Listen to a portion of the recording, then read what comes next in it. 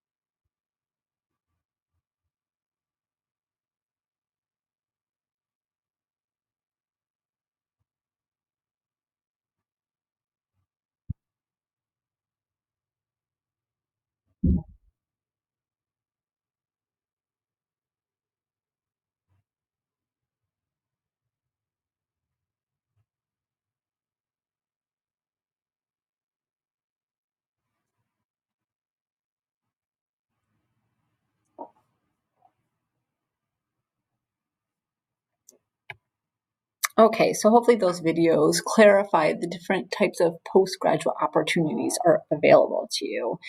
Um, if you have a lot of questions floating around in your head about college, it could be because there's lots of information that you don't know, and there's even more information that you don't know what you don't know. So I'm going to suggest a few things that you can start doing to learn about more information. I could start to throw out lots of information and lots of terms that you may not understand, but I don't want to give you too much information at once because it could be overwhelming. The best way to start learning what college is, how to apply to college, how to get ready for college is to expose yourselves to the colleges yourself. So these are some ways in which you can begin to do that. Number one, I'm going to point to down here, is to join the Counseling Google Classroom. You should have gotten an email about how to join. If you didn't, you can email one of our school counselors. Our email addresses are on the school website, and you can ask for an invite code or link. I'm scrolling down here, and here are the classroom codes for each grade. Maybe take a quick picture of your grade. Because inside the Google Classroom, we have all the other resources that I'm going to show you. We have the calendar of college representatives that are virtually visiting with our students. We have a tutorial on how to do a college search. We have scholarships listed for grade 12 students. So that should be step one for you.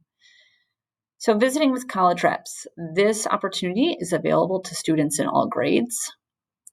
You can get this calendar in the Google Classroom or on the School Counseling Guidance Department website. Down here, college resources, schedule of fall college rep visits.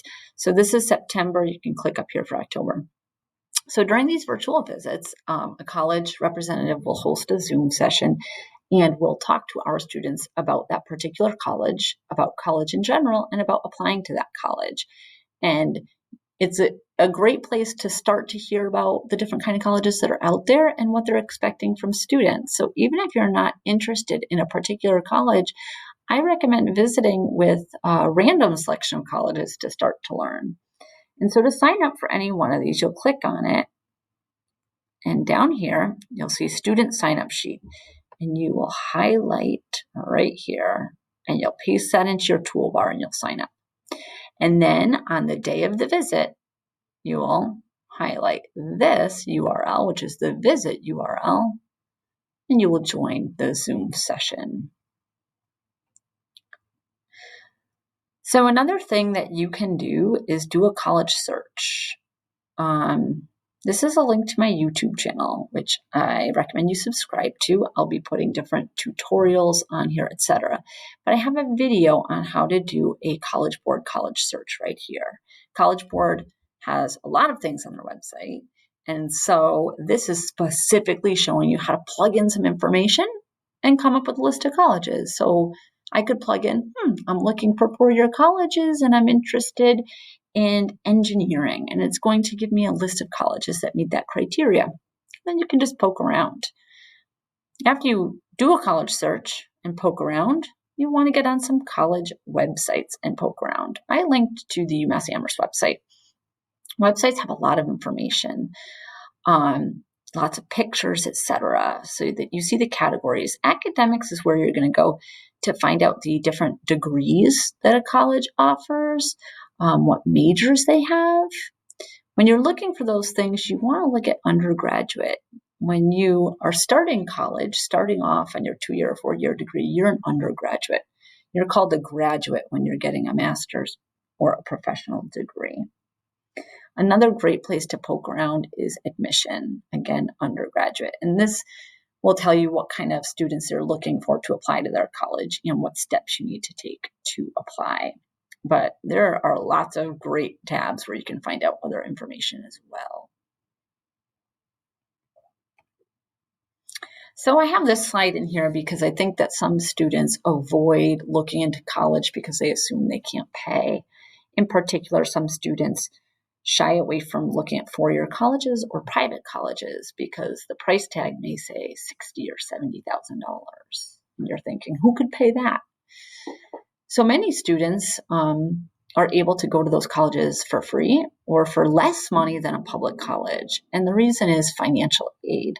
Some of these expensive private colleges are able to give students a lot of financial aid. When they're thinking about who do we give this financial aid to, they're looking at two different things. Merit, which is the student's grades, how well they did in high school, and financial need, which is how much money the family can contribute toward college. And so if your family can't contribute money toward college, you may stand to get even more financial aid. I linked to a website here that I like because you can search for colleges that give good financial aid. So it's called College Data College Search. You might want to write that down. College Data College Search. And if you Google it, you're going to find it. So I go down here, match by preferences. Okay, let's say I'm going to put District of Columbia. I want Washington, D.C. And I want Connecticut. Okay, I'll click 2. You can put Massachusetts. And I'm going to leave all these blank for now because this isn't what I'm trying to show you. Okay. I go down to the financial friendliness, and under financial need met, I'm going to put 90% or higher. So the important thing when you're thinking about paying for college is not the price tag of the college, but how much financial need they meet. So after they determine how much need a family has, how much money they need for the child to go to college, this is likely how much the college is going to pay for it rather than the student. And so I am going to hit find because I just want to find colleges in those areas with high financial aid.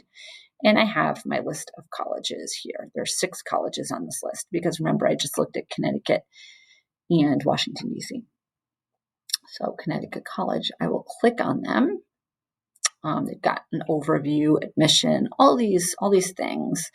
A link to the website, which is where you'll want to go. But I'm going to click under Money Matters, and it's going to tell me the cost. And I want to see the financial need. Okay, down here, average percent of need met. That's the number, 100%. So on average, they will meet 100% of a student's need. So even if I don't have any money to go to college, if I'm a qualified applicant, I'm applying here because I know they're going to give me good financial aid. You can look this information up on a College Board college search as well. I just like this website because it's easier to search for colleges that give good financial aid. So the other things that you can think about paying for college is Massachusetts state colleges are a lot less expensive than private colleges. Here's a website that lists all of the community colleges, state universities, in the UMass system. They usually cost around $25,000 rather than $70,000. Community college, like HCC, is often free for low-income or no-income families. So if your family doesn't receive income from work, but from disability benefits or Social Security income, then you are likely to go to community college for free. Also, if you are a student who is independent, if you don't have parents or you have a legal guardian, as well as other situations, it's usually free. And by free, I mean not even any loans. I mean covered by grants and scholarships. Some students choose to save money by commuting to college. That means living at home and driving there. So if a college is close by, like Elms College in Chicopee, Westfield State University in Westfield, etc., you might live at home and just go to school for classes and other things, and you can save $10,000 to $15,000 that way. Another thing that students can do is apply for scholarships. We are listing them for 12th graders in our Google Classroom. There are some posted now that are due in October. If you are a good qualified student and are very diligent, I highly recommend applying for scholarships. Some students are able to get some really big scholarships that pay completely for college. So the takeaway point on this slide is that you can pay for college. One of these options might be good for one kind of student or one individual, whereas another option might be a better fit for another individual.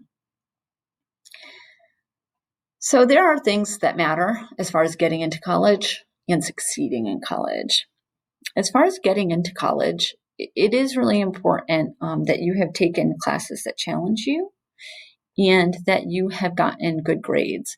Different kinds of colleges have different expectations, but you need to be realistic when you're doing a college search and applying to colleges, and make sure you choose colleges that are looking for students who have your grade point average range. Once in the application process and once you are accepted into college, you're going to be doing a lot of reading and writing. Even on the application, you're writing an essay. You'll be communicating with people, with the person who's reading your application, asking questions at the college. Once you're there, you'll be communicating with your professors. All those things are really important for success in college. And of course, asking questions. A lot of questions will come up, both in the application process and once you're at college.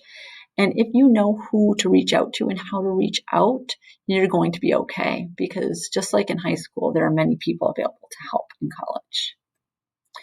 We won't do a Q&A in the recorded session, but if you attend any of the live workshops coming up, we spend most of our time doing Q&A.